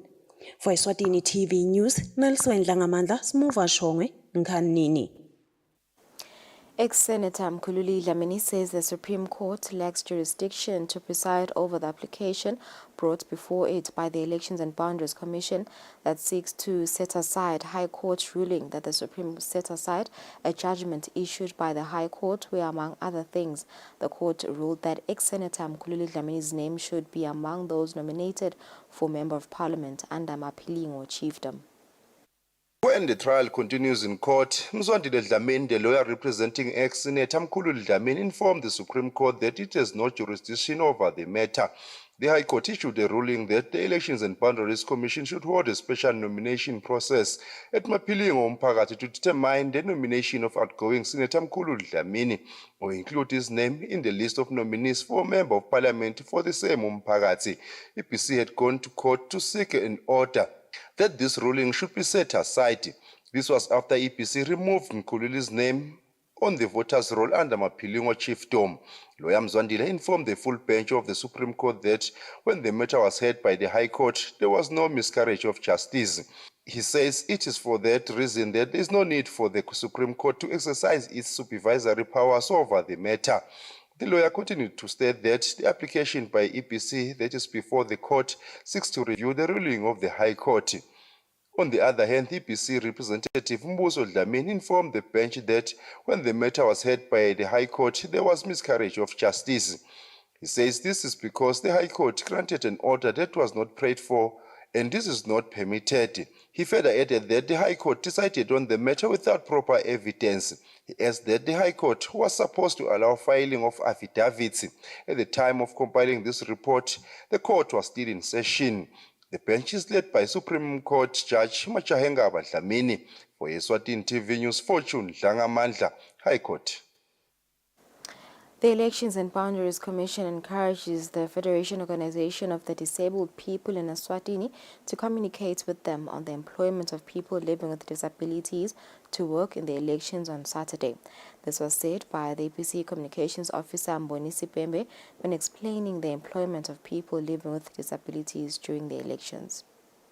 Elections and Boundaries Commission has previously said 80 people living with disabilities will get job opportunities in these upcoming elections. The Communications Officer Mbonisi Pembe says they have kept this promise. He, however, says the organizations of people living with disabilities should contact them if they need clarity on this matter. Siyacela ukuthi kulabo kulenhlangano yabantu labakhubatekile basibambise ukuthi batsinzane nale malunga abo labe bawabhalisile ukuthi batawuba ingcenye yalo lokhetho ngekusebenza beve ukuthi ngikuphi lapha bangene khona mangabe kuvakala ukuthi kukhona lapho singakakhona ukubathatha khona abahlangane nalolu bandla ngoba sifise ukuthi kushaya lesihlanu sibe sati lo ukuthi obligations nobe timvo besivumelene ngato tibe tihamba kahle sitawubanjiswa ngiboko ukuthi sibe neliqiniso ukuthi 100% nobe bonke laba bavetile sesikhonile kubathatha. The Deputy Prime Minister's office says over 150,000 people in the country are living with disabilities. Eswatini TV News, Isebenele Mthethwa and Smuva Shongwe, Lobamba.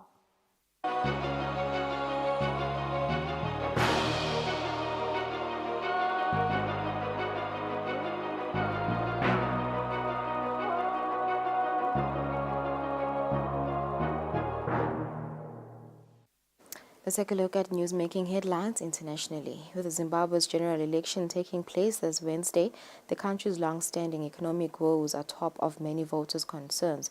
Instability and inflation have seen prices fluctuate widely, while over 5 million Zimbabweans have left the country seeking work. In Harare supermarkets, prices often fluctuate. Instant coffee can cost $12, a litre of juice $5. Prices in US currency are high due to the Zimbabwean dollar's instability. Inflation hit 175% in June. Voters have little hope. Life is expensive this side in Harare. After this, I think there will be so much commotion in the country and the rates will come back again and the economy will change to the west. Average monthly revenue is $120 per capita. Over 5 million Zimbabweans have left the country seeking work. Despite promises, President Emmerson Mnangagwa failed to grow the middle class. But he made new friends. Rwandan President Paul Kagame sees prospects in Zimbabwe. Mnangagwa insists he's made gains on land reform. But this has seen my government adopting an agri-tech strategy, which has now secured Zimbabwe to be food secure. Last year, Zimbabwe had its biggest wheat harvest, but the yield of other crops like maize was not as good. Africa's breadbasket is still importing much food. The former finance minister says the policy is wrong. The agricultural model is not based on market forces. Our farmers don't have title deeds to their land because ZANU-PF wants to help them captive, and therefore they can't borrow from markets, and they have to depend on the state. And the state is not capable of providing adequate financing that agriculture requires. At the Russia-Africa summit in St. Petersburg in July, President Vladimir Putin announced Zimbabwe would receive free grain. He also offered a helicopter to the country, and his gifts were warmly received. 8 rivals for the Republican nomination for the White House take part in a first TV primary debate on Wednesday, but much of the focus is likely to be on an absentee, with Donald Trump hit by a series of legal woes deciding not to take part. The stage is set for the 8 candidates that will take part in the GOP primary TV debate in Milwaukee, Wisconsin. They are vying to be the choice in the race for the White House a whole 5 months before the primary voting begins. The candidates include Florida Governor Ron DeSantis, former U.S. Ambassador to the UN Nikki Haley, former New Jersey Governor Chris Christie, North Dakota Governor Doug Burgum, South Carolina Senator Tim Scott, former Vice President Mike Pence, former Arkansas Governor Asa Hutchinson, and businessman Vivek Ramaswamy. The big absentee is the former president, Donald Trump, who dominates the field, polling well ahead of all of them. The latest average in polling, as seen on the 538 website, shows that Donald Trump has 52.2% support. That's ahead of DeSantis at 14.5% and Ramaswamy at 8.9%. Trump's absence is defining the debate moment. Over the weekend, Trump made his decision official, saying on social media that he wouldn't participate in the debate and might not participate in other debates scheduled later in the cycle. Trump's rivals in the debate will be asked about his indictments. So far, they have largely defended him, or at least avoided overt criticism. A pre-taped interview with him is expected to be posted online as the TV debate is happening. Attention will focus too on a major event in Atlanta, Georgia on Thursday, when Trump will turn himself into a county jail over his latest indictment. In all, the favorite to win the GOP nomination faces 4 criminal trials and more than 90 felony counts. Donald Trump's former personal lawyer, Rudolph Giuliani, surrendered on Wednesday at an Atlanta jail to face state charges arising from actions he was accused of taking to overturn the former U.S. president's 2020 election loss. These are the mugshots of 2 of Donald Trump's 18 co-defendants, charged in a widespread racketeering case to overturn Joe Biden's 2020 win in Georgia. Attorney George Eastman, accused of orchestrating the Trump campaign's fake elector scheme. And Scott Hall, a bail bondman accused of breaching election equipment. The latest to turn himself in is Trump's former attorney, Rudy Giuliani. Along with Trump, he faces the most charges in the sprawling case. And I'm fighting for justice. I have been from the first moment. I represented Donald Trump, an innocent man, who has now been proven innocent several times. I don't know how many times he has to be proven innocent. He may have to be proven to be liars, actually enemies of our republic, who are destroying rights, sacred rights. Up next, Donald Trump set to turn himself in at Fulton County Jail on Thursday, saying on social media that he planned to do so and calling the case yet another witch hunt against him. But this time, things are different. As a condition of his $200,000 bond, Trump has agreed to refrain from making threats or incendiary comments about the case, or even reposting such comments on social media. What I think is going to be really interesting is to see if he can keep with the requirements of this bond. When he's in the courtroom and when he's being arraigned, he has really controlled himself, but as soon as he gets out of there, he just can't stop talking. Under usual circumstances, defendants can face jail time for violating bond agreements. It's unclear what would happen if Trump can't keep quiet. Meanwhile, Trump's former chief of staff and co-defendant Mark Meadows petitioned a judge to block prosecutor Fani Willis from arresting him by Friday's deadline, arguing his case should be moved to federal court. At least 2 other defendants are taking a similar tack. In an email, Willis rejected a delay, telling Meadows' attorneys, "Your client is no different from any other criminal defendant in this jurisdiction." Seeking to break a political impasse, Spain's King Felipe on Tuesday called on Alberto to seek to form a new government, despite his conservative Popular Party not having a majority.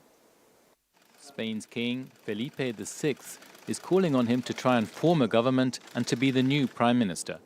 Alberto Núñez Feijó, leader of the right-wing People's Party, will try to put a ruling coalition in place after last month's inconclusive general elections.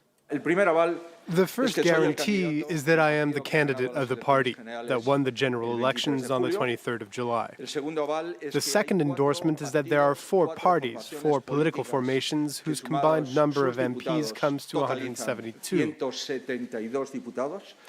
With that, putting myself at the disposal of the head of state is my duty. The prediction of an outright win for the right wing on the 23rd of July failed to materialize. The Conservative Popular Party fell short of an absolute majority, even with the eventual support of the far-right Vox Party. That means that the outgoing Socialist Prime Minister Pedro Sanchez also has a chance of holding on to power. He too has had consultations with the king. To form a government, Alberto Núñez Feijó needs 176 seats in the 350-seat parliament. But his PP has just 137, while potential allies Vox and 2 small regional parties only have 33 between them. That comes to 172, 4 short of the number needed.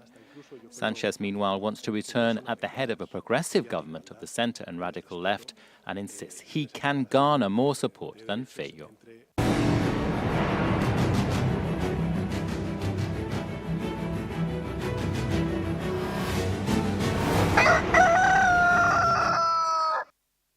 And in our sports roundup, we begin with FIFA Technical Director Officer Serame Letswaka, who has hailed the Kingdom of Eswatini for a job well done so far in providing programs that give special attention to juniors, especially under 15s. Letswaka says neighboring countries within the region can learn a lot from the Kingdom of Eswatini. In our sports roundup, we begin with FIFA Technical Director Officer Letswaka Serame, who has applauded the Kingdom of Eswatini for working tirelessly in trying to show improvement in the development of football, especially for players under the age of 15. The former Bloemfontein Celtic coach believes some of the neighboring countries in the SADC region can learn a lot from Eswatini. If these players today are under 15, in the next 2 years they will be under 17. I think we are going to see a change when they play in the COSAFA tournament in order to qualify for African Youth Champion and eventually for the World Cup. And this is what we have always been trying to preach, to say, you don't just need 2 or 3 camps for the players in the national team. You need them to be having this type of games that we are having today in Mozambique, being hosted here. And we want them again to go somewhere and again to go to another country. And moving on to our latest Momo votes updates that have now hit over 60 million from the 28 teams of the Premier League and National First Division, with 3 weeks to go before the deadline. The big 3 teams being Babane Swallows, Manzini Wanderers and Babane Highlanders are still yet to register 10 million votes each, with log leaders Zingzin Hospers, who happens to be the tournament's defending champions, are now over 12 million votes, followed by Moroni Pirates in second, then Pixpic Black Swallows in third. And in our international news, Kenyan long-distance athlete Faith Kipchoge has pulled a record of clinching her 3rd gold medal of the World Athletics Championship after finishing first in 1,500 meters when using only 3 minutes and 54 seconds. Deribi Walchechi from Ethiopia was second, while Sifania Hassan from Netherlands was third. For Eswatini TV Sports, Fabrice Msonera, Mbabane. It's 29 minutes after 7. We've come to the end of our English bulletin. Thank you for staying with us. Let's take a break. When we return, we'll be speaking to Health Promotions Officer Calvin Dlamini on the new COVID variant called ET.5.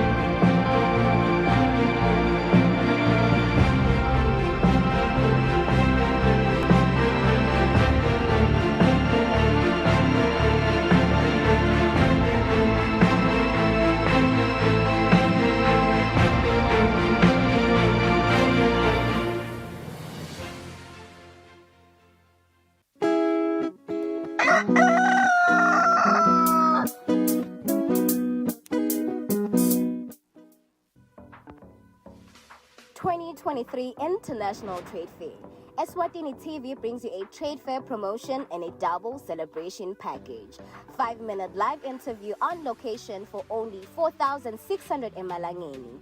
A live Kusile breakfast show interview on location for as low as 3,450 emalangeni.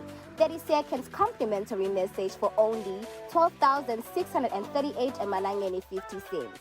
30 seconds commercial advert with a minimum of 20 slots, corporate for only 659 emalangeni 15 cents. Small medium enterprise for only 332 emalangeni 72 cents.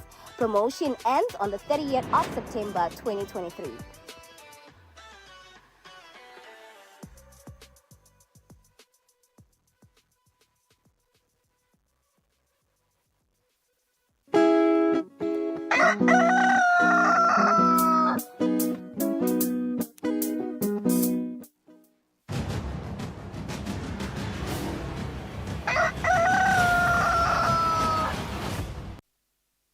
All right, it's 32 minutes after 7. Welcome back and thank you for staying with us. Which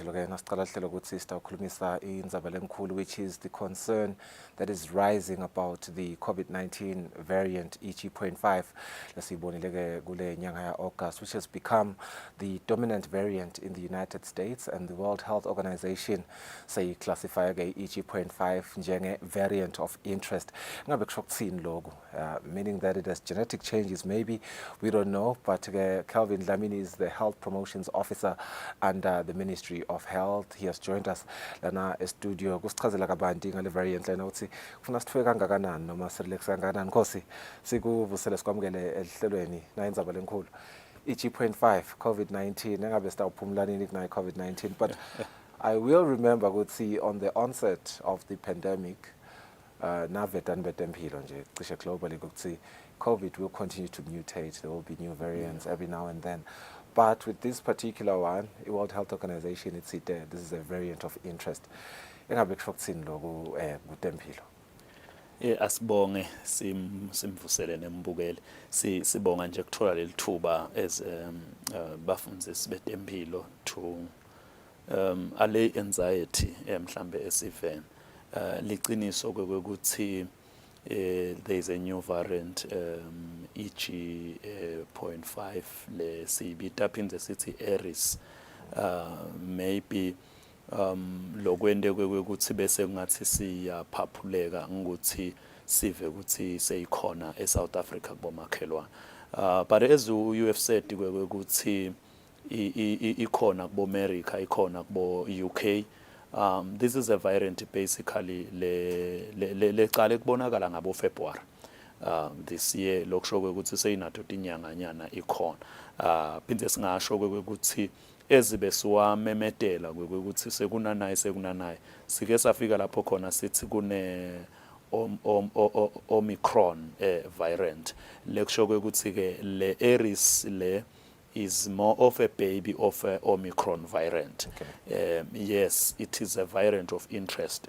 Why are we saying it's a variant of interest? Ngilokwe ukuthi as ushito ukuthi manenge ama variant la khona manenge nala satawuba khona eCovid naleminye nje imikhuhlane but ke ukhanza ukuthi lamanye ashowisha ukuthi abebede emandla then bese ukhanza ukuthi it's easy not to even take notice of them.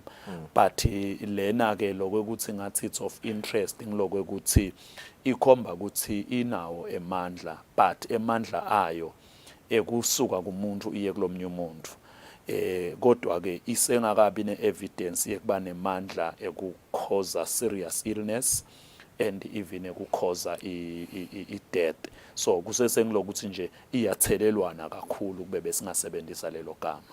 May 18, 2023, World Health Organization Director General uyakhuluma nebetindzaba uveta ngalokusobala ukuthi COVID-19 is no longer a public health emergency.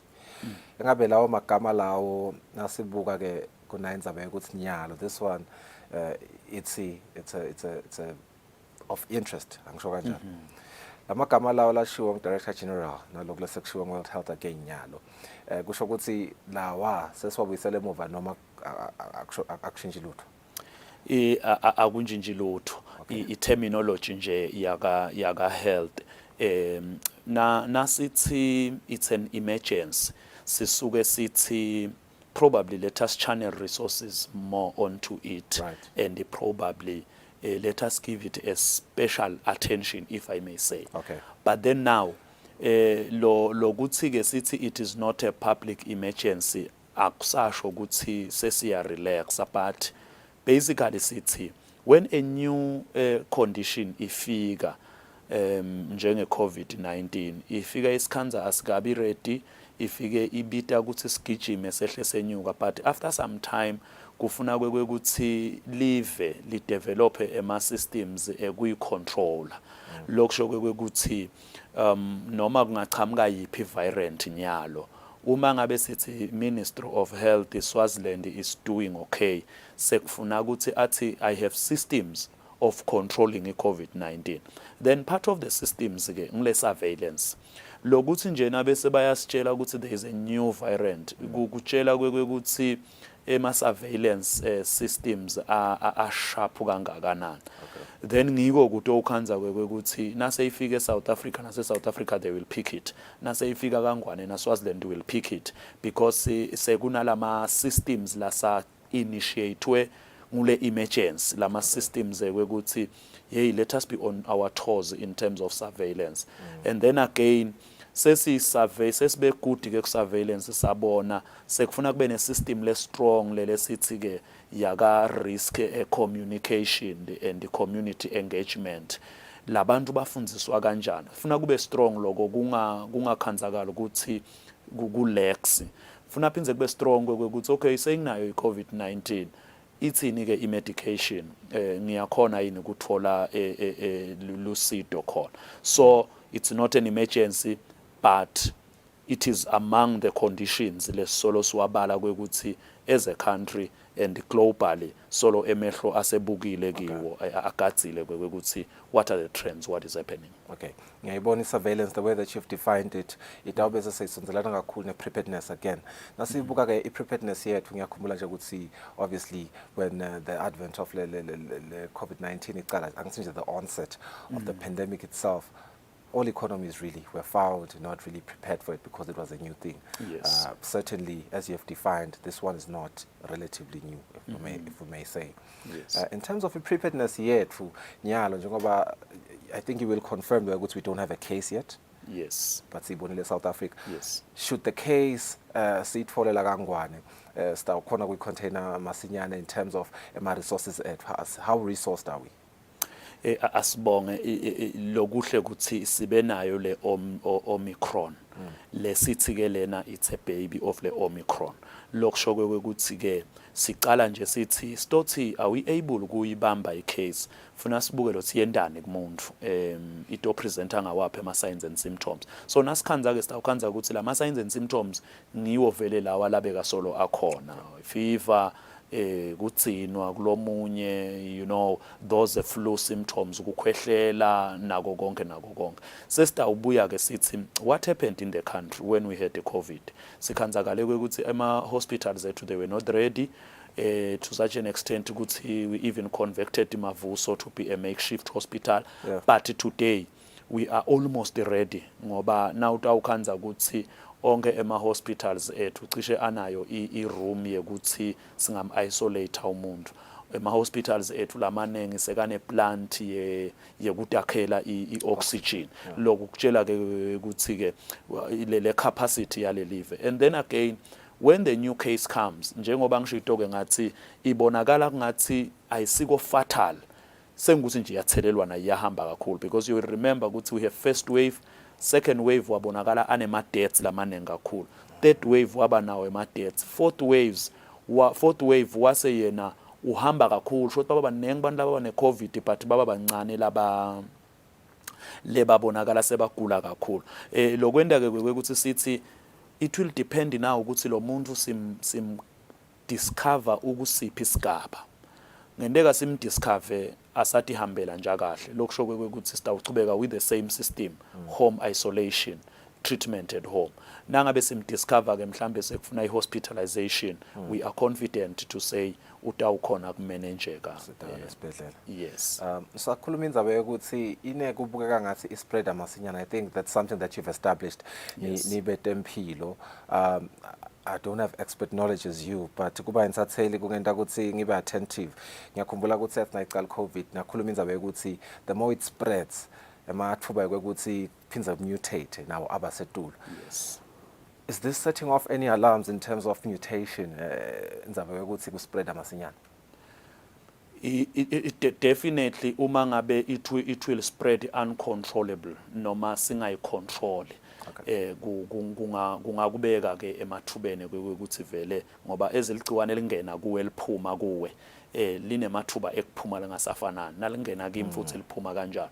So lokuthi ke sithi singete saba alarmed nyalo ngiloko ukuthi one we are confident ukuthi i-rate yokuspreada kwayo itawuba controlled nangabe itawufika even la kangwane. Two, lokwenda ukuthi ke sithi phinze we are much confident ngiloko ukuthi a number of our people bayithethe i-vaccine.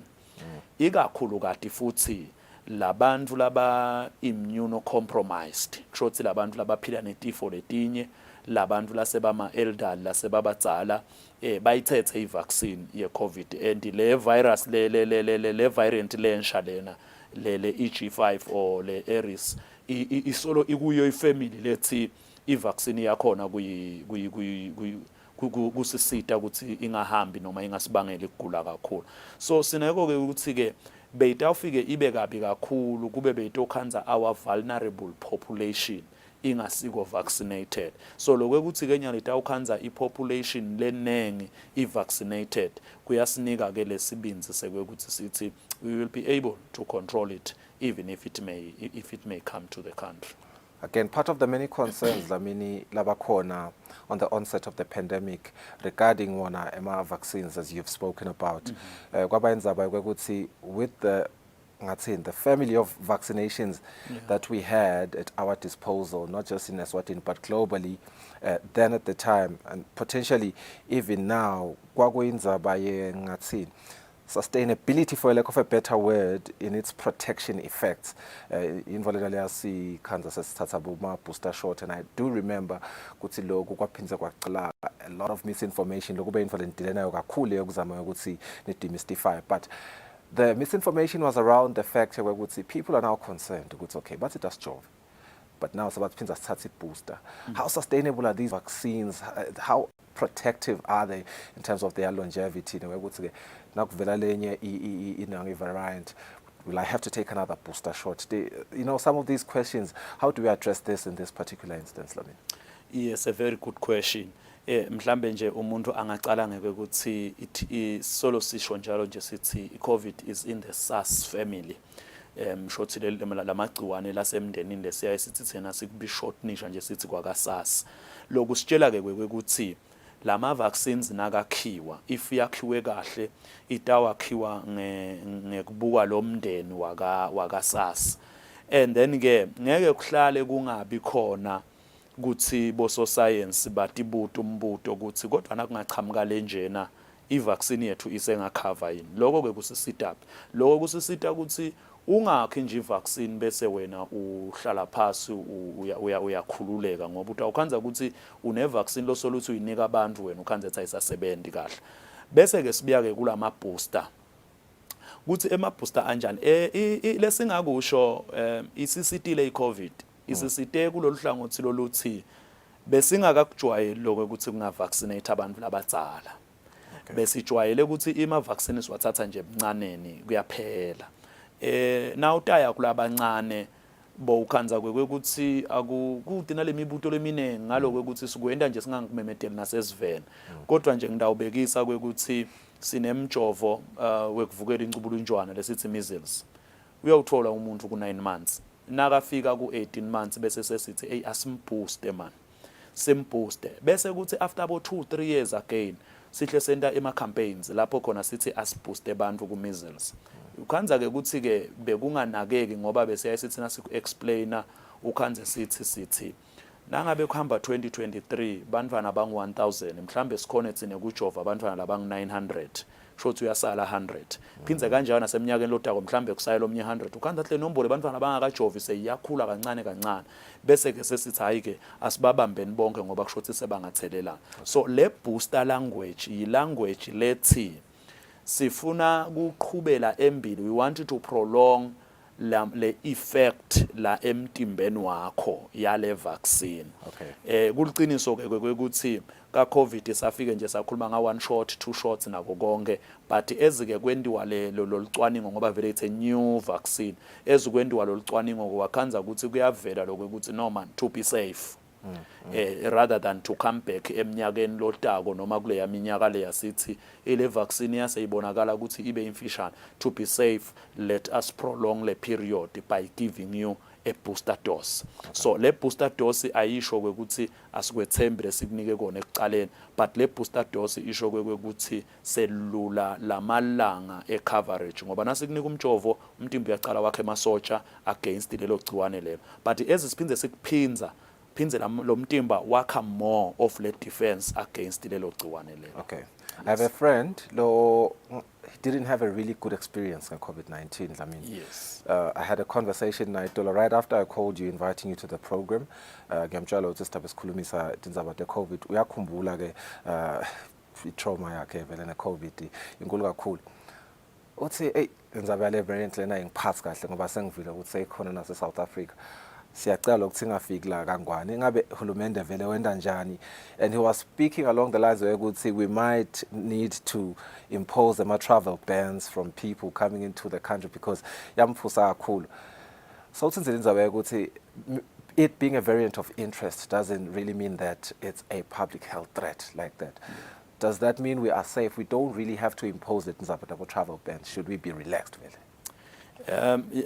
Travel bans vele aqhamuka at a political level lotho ukhanza ukuthi ke bese kubuka a lot of things like the economy loku bese iyalimala but itsine lesitha ukusho silitiko letempilo ngilokwe ukuthi lama systems lebezivele sithakendiwe they are more effective even with or without bans travel bans nabo kuhlala emakhaya nako konke lesifuna ukukhutsata nje ngilokwe ukuthi still nyalo nje sikhuluma imessage ukuthi hand washing is still key sikhuluma imessage ukuthi avoid ukuthinza abantu anyhow you know we are a African nation culture yet we handshake we are hugging but if you are not sure it's always good to keep your distance and then sikhuluma imessage lethi if you have flu make sure ukuthi you wear your mask kutovikela ukuthi droplets akho athelela abanye abantu but lesingabanika kona lokuphose kube siqiniseko silive ngilokwe ukuthi vele emagedeni ethu lamakhulu lokufaka ekhathi the international airport in Swaziland emagedeni ethu lamakhulu sinaleti 70 tetempilo letifuna tiqinise le surveillance part noma lokuthi lolongenako laven uphile kangakanani ngilele singakucela ke ukuthi asibambisane ke nato kakhulu leti 70 lokuthi uthi wena ngitawufihla timpawu akusiti wena ukuthi ngoba abantu bese bathe ibatase bayangibambelela legedeni kubeka engotini lelive kakhulu ngoba na ufihle timpawu takho wangena eveni utawukhanza ukuthi awusakhona ukulandzeleleka kanti lesikwendako selitiko letempilo asimjikisa umuntu esikhatsini esiningi noma nje vela simjikisa umuntu egedeni but lokwendeka ukuthi okay so ungenile uyapi athi umuntu ngiyakukhalvini bese sithi sinike inombolo yaKalvin then sesikhona ukukhuluma nano Calvin ukuthi okay lona longenako siyamsola ukuthi angaba nanaku sicela ke nisinakele ngana indlela nayi kuze atothi nakafika lo muntu in that region lekataba kiyo sesiphindze sithumele ama officers ethu at regional level ukuthi silandzele lenangu umuntu nangu nimmonitor nibone ukuthi kude intimpawu letigucuka kokuye ngoba ku surveillance yethu egedeni sifike samsola ukuthi una nasifo nasi so nasingabambisana kanjalo kutawenda ukuthi siphephe silive utathi ke lo munye mina nje ngiphume ekuseni mosingajike eJozi uyafanana nemuntu nje lobeka solahleli ngale Jaws because you may have contact with umuntu lona leligciwane so kumcoka ukuthi na ubuya egedeni uvume sisasebenzisana sibutana imibuto lokwana lokwa senda screening. What is herd immunity by definition kutempilo? I'm going somewhere with that question. Just briefly describe for me what herd immunity means. Ngekwetempilo sithi labanengi lesingaphose sithi mabomu 70% of lesive sesinemasotsha against leso sifo leso. Sesithi ke kusho ukuthi lesifo nasifike sinconcotha la nala sitawukhanza kwekuthi labantu sebanemasotsha against leso sifo leso. Siyaye sikubiteke lokho ngaloko ukuthi ke sengile herd immunity labanengi sebanemasotsha ekumelana naleso sifo leso lesikhona. Okay. The latest findings that were released by the Ministry of Health, I remember, I think nangende research yami abe April 23. I think kwabe sekuba ngokuthi okay ngaloko ukuthi akusasiluphi kakhulu ngestat release kakhulu lama statistics la but nangwafunza lana a reflector 36.4% of the national population being fully vaccinated. I'm not sure if that's still the current case, but 36.4%, Babeka Kutselu Bombo region is leading with 38.5% of their population being fully vaccinated, followed by Shisalweni at 38.2%, then Manzini 36.6%, Hoholomek 33.8%. Engabe inzaba ye immunity ingasita kangakanani ekubhedvukeni kwalamanye ama variants langahle abhedvuke with this current one and potentially lamanye langahle avele because I do see that we are, I'd say, relatively far from reaching herd immunity now. Begesaka 70% was just below 40%. Yeah.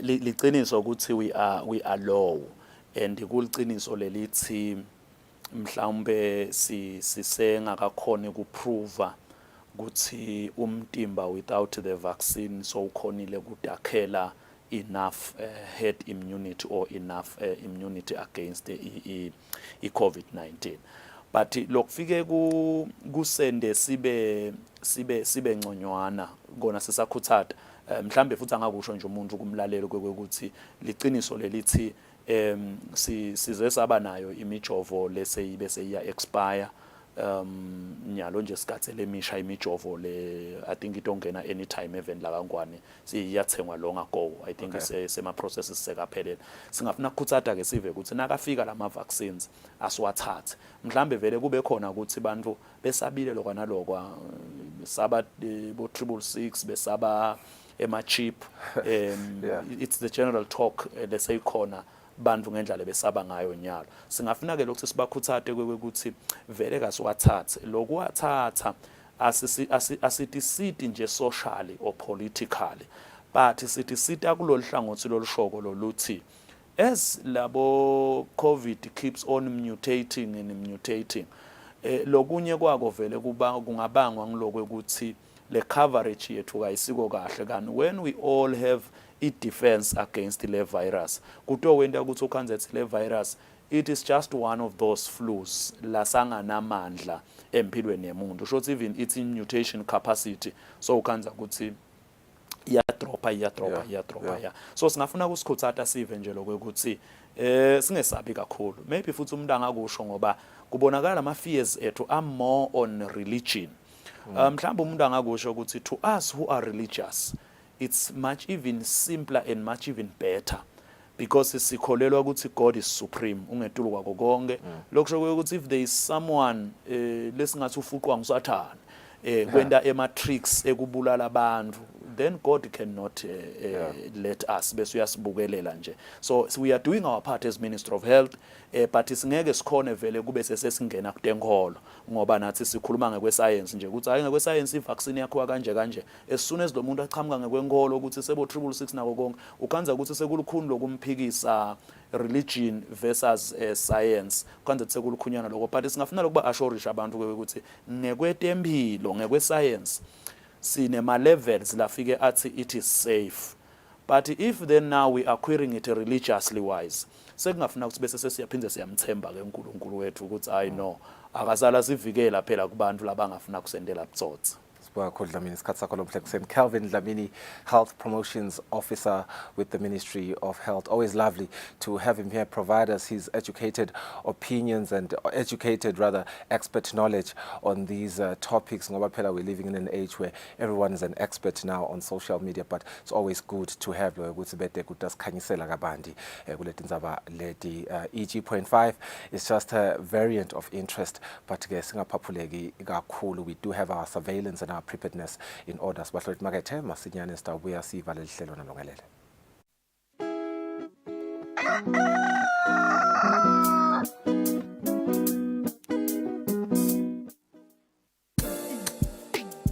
This weekend is Eswatini, your official weekend party starter. Tune in for the best of entertainment. We're bringing you the hottest music videos and live studio interviews with your favorite celebrities. We're giving you a front row seat to the latest fashion trends as well as your weekend gig guide. Join us live on social media and call in to send your shout-outs. Be sure to catch our movie segment where we review and give updates on all latest movies. Catch This Weekend Eswatini every Friday at 5:30 p.m. live on Eswatini TV.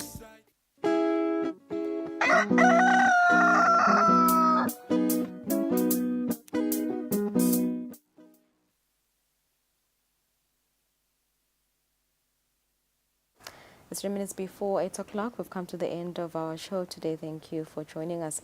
Sazama ukuthi sasinivalelisa nje Dlamini sethemba ukuthi nitaba nelanga lelihle naleli busesikile sa Thursday the 24th of August. It's August. September. September. But yeah, it is the 24th of August.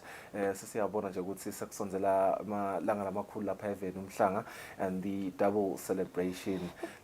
Now spoke about it with the communications officer Waga Home Affairs Mlando. Swati. Atauti mvanzaganya na wele misebendi lemihle nakangaga. Sinfisela suglo luhle ni beno suglo luhle nsalekale.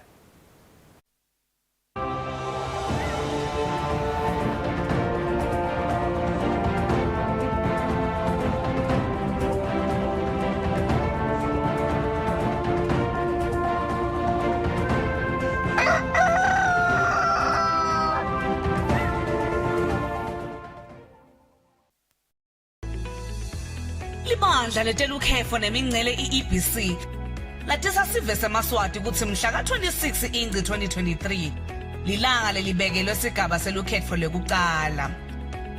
Kuleti gaba sive sidabe sikhetha labaqhuthelana kuba indvuna yenkundla noma kuba lilunga leParliamente emiphakathini yabo.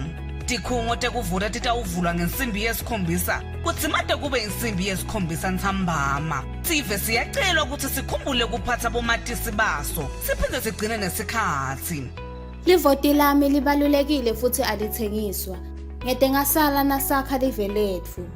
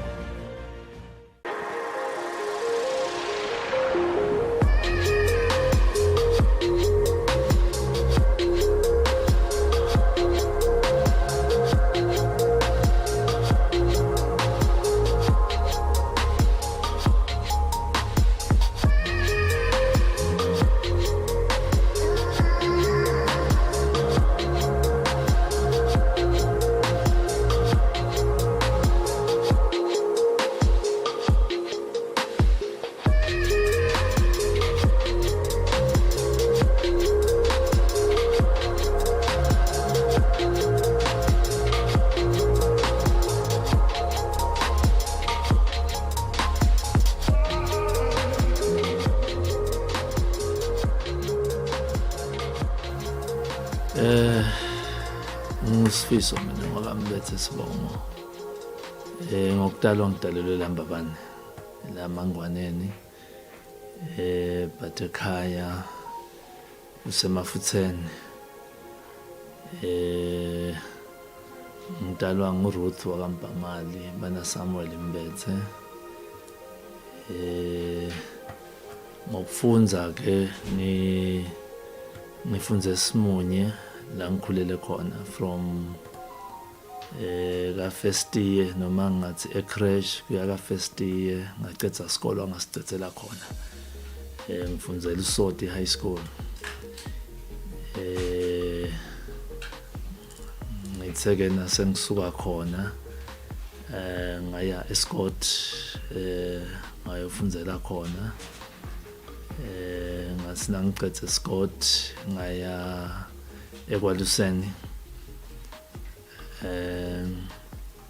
Then University eKwaluseni ngasina ngisuka khona ngase